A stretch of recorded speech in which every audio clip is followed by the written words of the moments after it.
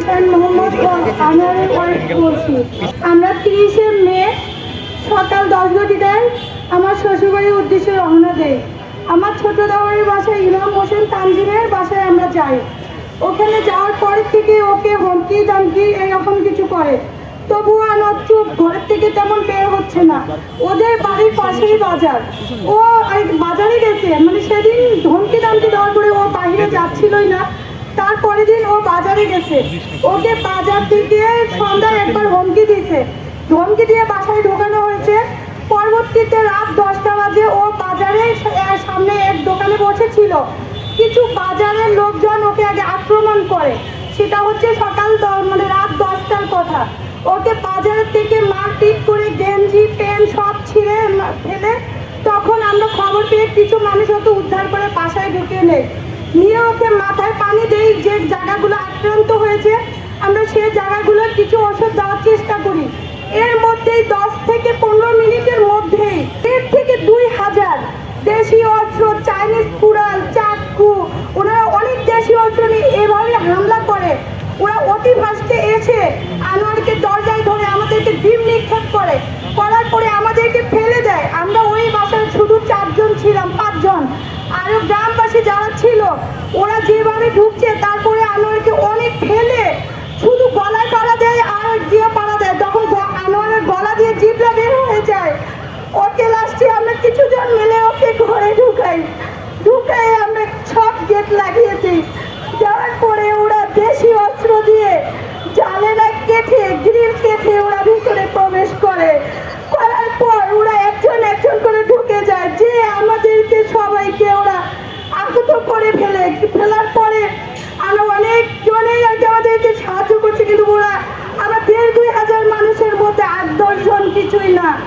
পরে ওরা আমাদেরকে আহত করে ফেলে ওরা ঘরের আলমারি শোকে জোড়া সব কিছু ভেঙে ফেলার পরে ওরা আমাদের আলমারিতে ভেঙে আমার যার 21 ভরি গহনা ছিল, 2টা ল্যাপটপ ছিল, একটা কম্পিউটার ছিল, আমার গলায় 1.5 ভরির একটা চেন ছিল, ওরা সব ছিনিয়ে নেয়।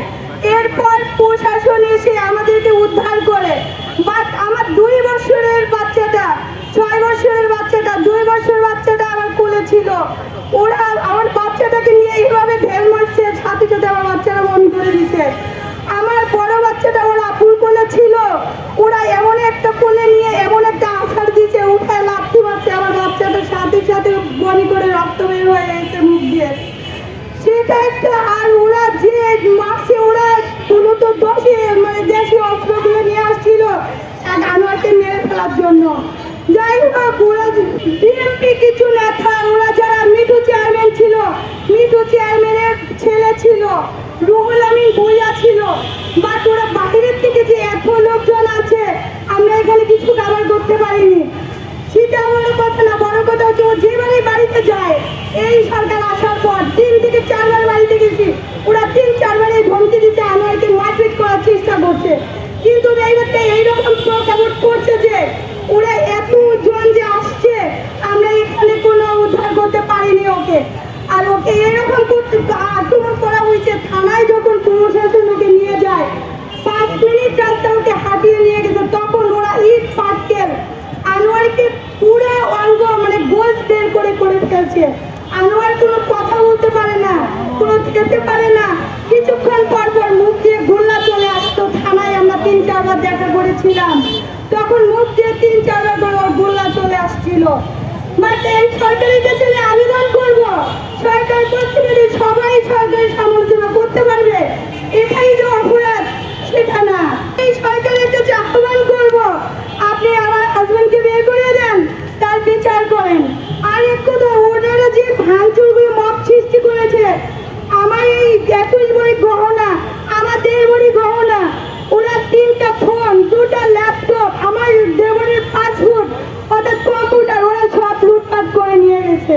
আর দিন যাচ্ছে, ওরা বিভিন্ন ধরনের মামলায় আমার হাজবেন্ডকে ওরা জেলে যাওয়ার চেষ্টা করছে। এটা কি গণতান্ত্রিক বাংলাদেশ?